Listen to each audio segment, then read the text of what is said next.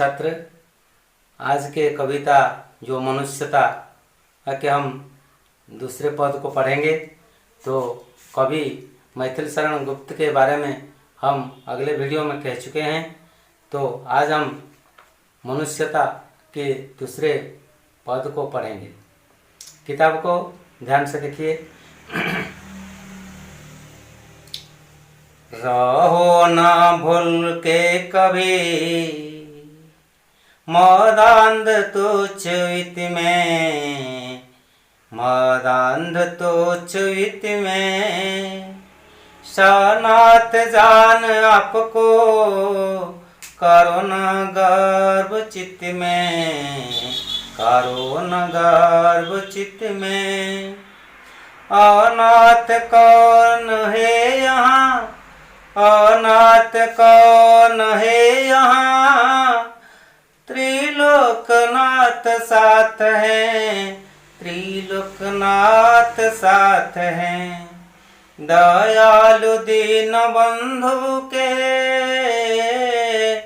बड़े विशाल हाथ हैं, बड़े विशाल हाथ हैं। अतीव भाग्यहीन है अधीर भाव जो करे, अति भाग्यहीन है अधीर भाव जो करे। वही मनुष्य है कि, वही मनुष्य है कि जो मनुष्य के लिए मरे, जो मनुष्य के लिए मरे, जो मनुष्य के लिए मरे।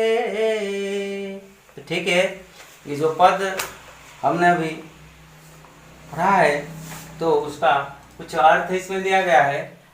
अर्थ देख लीजिए। मदांध, मदांध का अर्थ गर्व के कारण अंधा या मद मत गर्व घमंडी जो है। तुच्छ, हीन, क्षुद्र, नीच, अल्प।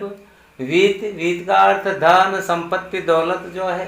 दीनबंधु, दीनबंधु भगवान को कहते हैं। दरिद्र का बंधु जो है उसको दीनबंधु कहते हैं। दरिद्र का बंधु कौन है? भगवान है। अधीर, अधीर का अर्थ व्याकुल बेचैन। अतीव का अर्थ अतिशय बहुत। अनाथ, अनाथ का अर्थ पितृहीन जो है, जिसका कोई नहीं है उसको अनाथ कहते हैं। पठित पद्यांश का भावार्थ को कवि ने किस प्रकार कहा है तो उसको हम कहेंगे। तो कवि मैथिल शरण गुप्त यहाँ हमें धन संपत्ति दौलत जो है और जो संपत्ति हमारे पास है, जो परिजन, जो रिश्तेदार हमारा है, उसको लेकर हम गर्व न करने के लिए, हम गर्व न करके ईश्वर के पदारविंद में अपना मन रखने के लिए कवि ने हमको दिन भगवान के पद के नीचे, पद कमल के नीचे अपना माथा को रखने के लिए प्रेरणा देते हैं। तो देख लेना है क्या, कैसे। तो रहो न भूल के कभी मदांध तुच्छ वित में।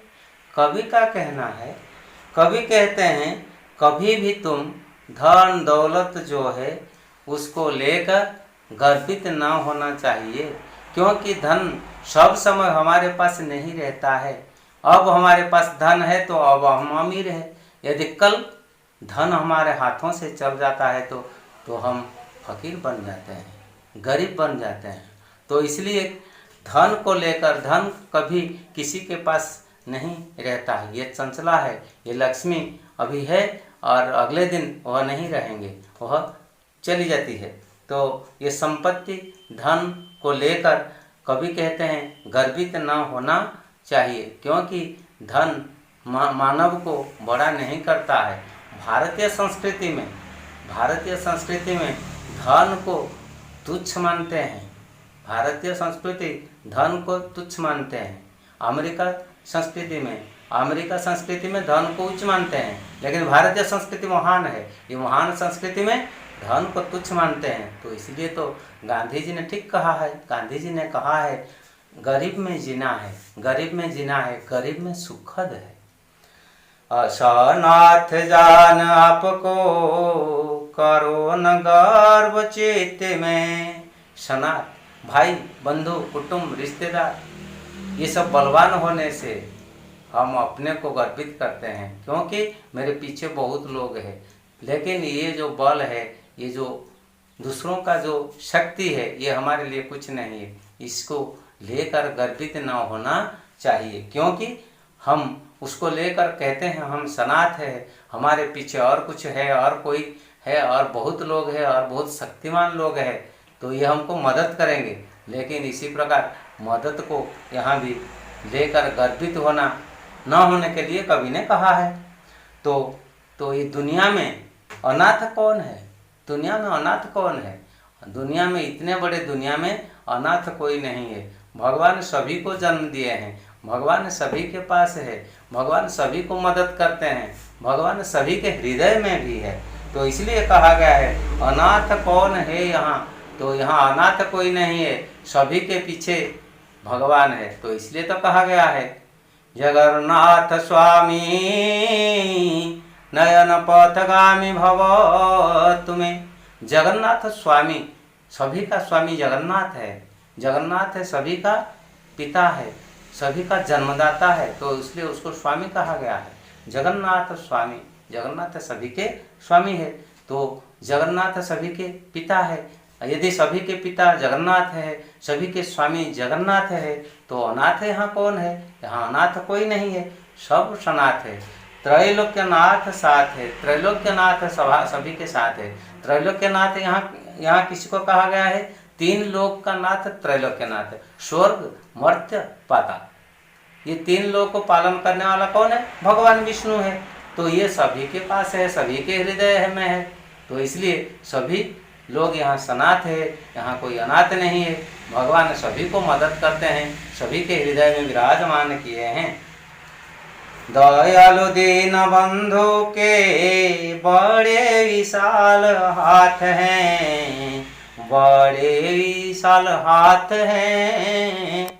तो ये भगवान वसुधैव कुटुंबकम सारा पृथ्वी के जनता को, सभी लोगों को, सभी जीव को अपने हाथों से बांध कर रखा है। तो उसका हाथ बहुत बड़ा है, बहुत विशाल है। तो इसलिए तो जगन्नाथ को कहा गया है कि महाबाहु, सबसे बड़ा बाहु किसका है? भगवान का है।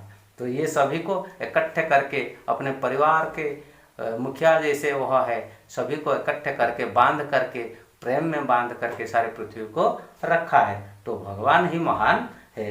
तो भगवान के चरणों में, भगवान के पद कमल में अपना शीर सदा नमन करके रखने के लिए कवि ने कहा है अति विभाग्यहीन है अधीर भाव जो करे, वही मनुष्य है कि जो मनुष्य के लिए मरे, जो मनुष्य के लिए मरे। तो ये संसार में, ये इतना बड़ा दुनिया में भगवान सभी के पास है, सभी के हृदय में है, तभी वह भाग्यहीन, कौन भाग्यहीन यहाँ है? भाग्यहीन वह है, वह बड़ा भाग्यहीन है। कौन है? जो अधीर भाव, जो व्याकुल होते हैं, बेचैन होते हैं, दुख में कातर होते हैं, विपत्ति पड़ने से अधीर भाव जो प्रकट करते हैं, वह सबसे भाग्यहीन व्यक्ति है। तो इसलिए कहा गया है कि कवि का कहना है कि हम दुख में कातर नहीं होना है, सुख में अधीर भी नहीं होना है। इसी प्रकार भाव जो व्यक्त करते हैं वह भाग्यहीन व्यक्ति यहाँ कहा गया है। तो कवि का कहना है इसी प्रकार अधीर न होना चाहिए। भगवान सभी के पास है, धन में गर्वित न होने के लिए कवि यहाँ कहा है। तो इसी प्रकार जो करते हैं वही मनुष्य है।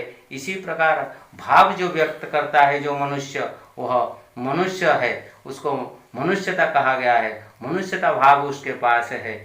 और ये मनुष्य के लिए मरता है, मनुष्य के लिए अपना जीव को न्योछावर कर देता है, कुर्बान कर देता है। लोग उसको याद करते हैं, लोग उसको स्मरण करते हैं, उसको अच्छा इंसान कहा जाता है, अच्छा मनुष्य का पदवाच्य वह होता है। मदंध गर्व के कारण अंधा, मदमत्त ये विशेषण शब्द है। तुच्छ, हीन, क्षुद्र, नीच, अल्प ये विशेषण शब्द है। वित्त, धन, संपत्ति ये द्रव्यवाचक संज्ञा है। चित्त, मन, अंतःकरण, जी ये भाववाचक संज्ञा है। दीनबंधु का अर्थ भगवान, दरिद्र का बंधु ये नामवाचक संज्ञा है। अतीव, अतिशय, बहुत ये विशेषण शब्द है। अधीर का अर्थ व्याकुल, बेचैन ये विशेषण शब्द है। इसी प्रकार ये शब्द का अर्थ हमने बताया है।